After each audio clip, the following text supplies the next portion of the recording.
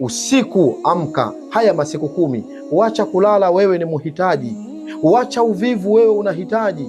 Wewe una matatizo, umeteseka mwaka mzima, umelia mwaka mzima, umehangaika mwaka mzima, umeteseka, umeumia, una maradhi, una matatizo, una mitihani. Kwa nini ulale haya masiku 10? Amka usiku wa manane, sema qulillahumma fatira samawati wal ard alima alghaibi washahada anta tahkum baina ibadika fima kanu fihi yakhtalifun. Mara 99 soma maneno haya Allah subhanahu wa ta'ala, kisha omba maombi unayoyataka. Ndugu yangu Muislamu, ninakuapia utajibiwa kwa idhini ya Allah subhanahu wa ta'ala.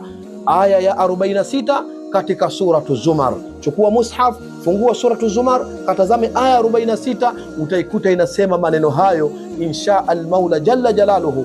Ebu kamata hili ninalokupa ndugu yangu Muislamu, daima kwa idhini ya Allah subhanahu wa ta'ala. Sina wasiwasi, unakwenda kubadilisha kila kitu kinachokusumbua katika nafsi yako. Baada ya hapo, una maombi yoyote yale muombe.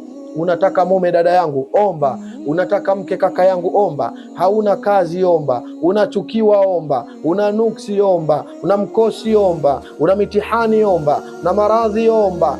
Una vifungo vya kiuchawi, omba. Maadui wamekuandama, omba. Haujapandishwa kazi, omba dua hii. Unahangaika hujapata mtoto, wakati ndio huu ndugu yangu, na njia ndio hii. Kama kuna njia bora nimewahi kuwapeni, basi hii ni moja katika njia bora kabisa ambazo ninaamini biidhni rabbil alamina, ukiitumia unakwenda kupata yale unayoyataka mbele ya Allah subhanahu wa ta'ala. Qulillahumma fatira samawati wal ard alima alghaibi washahada anta tahkum baina ibadika fima kanu fihi yakhtalifun.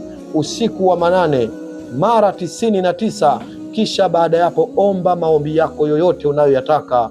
Wallahi kwa idhini ya Allah utajibiwa kile ulichoomba.